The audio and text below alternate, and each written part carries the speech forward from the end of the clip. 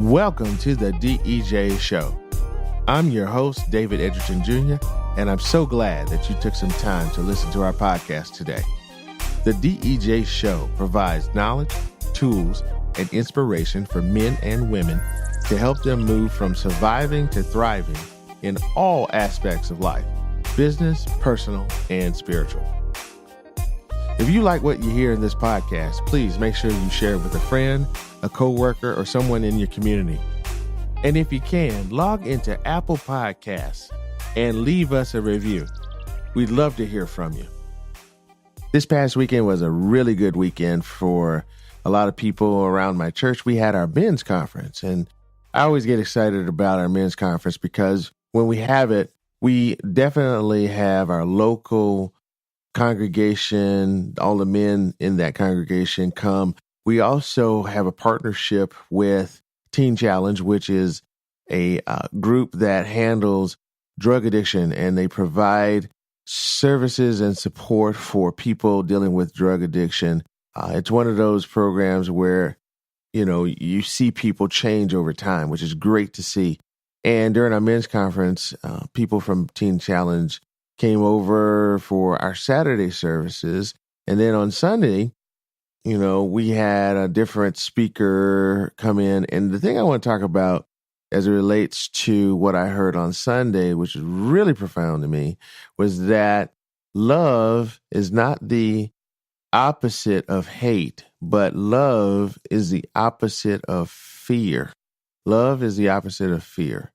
And what I wanted to really get into is briefly, I wanted to talk about what's going on in the country today. And I want to talk about how people really have lost the respect and the love for human beings and different people and individuals.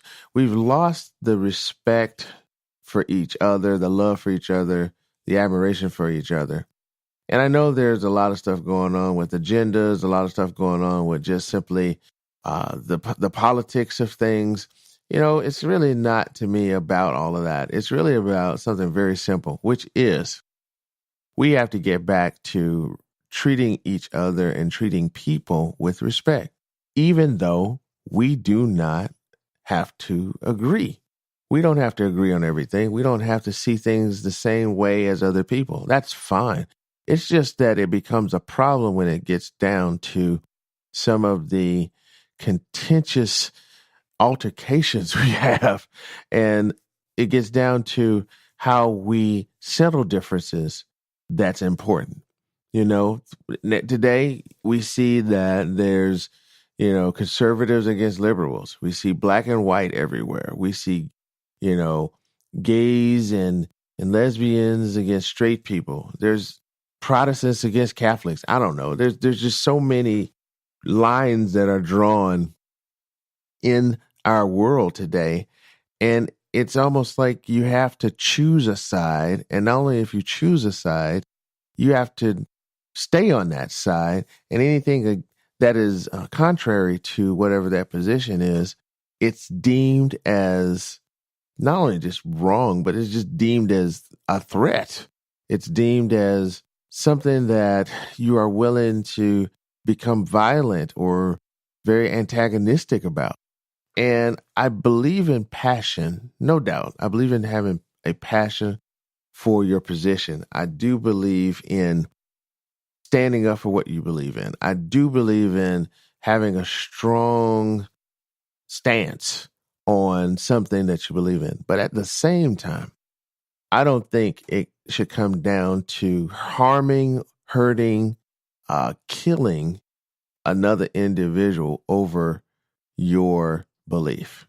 Now, some people may say, well, what about what happened back in the Revolutionary War and the Civil War and World War I and II, all these wars we've had? People believe something and they fought because of what they believed in. I understand that. I really, really do. But when it gets down to just the individual case of me not liking someone or me not agreeing with someone, that's not worth a war. It's just simply worth being able to understand both sides of a situation and still being able to respectably disagree.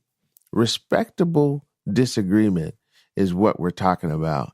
And that is the thing we have lost. We cannot respectably disagree without something going on. So I'm thinking there's got to be a way around it. There's got to be a way to help us get to a better place so that we can make forward progress in healing this nation and healing this land. Part of it is respect. Part of it is being able to respectfully disagree. Part of it is valuing the other person just as a person, regardless of what they think, regardless of what they believe, regardless of their position, valuing a person as a human being. We have got to get back to that. And we've got to get back to that today.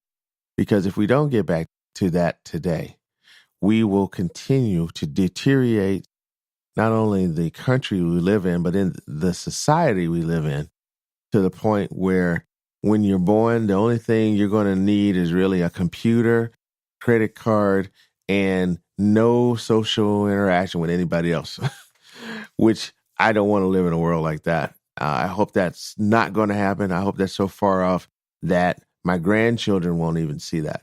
But we've got to do something. We have got to make some changes. We have got to learn to work together, live with each other, be in harmony with each other, even if we don't agree with each other. This may sound more like a rant than an episode, but, I'm just really getting tired of seeing all of the negativity on TV and the media, people shooting each other, killing each other, shooting up schools and churches, people getting shot by police, people getting just basically having lives destroyed over stupidity and over things that just don't matter. The things that matter are we should love one another. We should respect one another. If we have differences, we should respect differences, but we should work for pure human rights, pure human existence, and pure human camaraderie. That's what it's about. So love conquers fear. Fear is what creates hate. So if we go ahead and go back to respecting one another and loving one another, that will deal with the fear we have of each other. And that fear, when it goes away, will help get rid of the hate that is born out of that same fear. And then we'll be able to live together as brothers and sisters. I'm looking forward to that day one day. But until then, let's continue to work together for a greater country and a greater planet. Thank you so much for joining us on the DEJ Show. I am David Edgerton Jr., your host, and we look forward to connecting with you in the next episode. Don't forget to go out to Apple Podcasts and leave us a review. We'll provide links to all of the places you can get this podcast in our show notes, so make sure you check those out. And remember this, if anybody asks you to have a great day, you tell them to have a better one. Until next time, take care.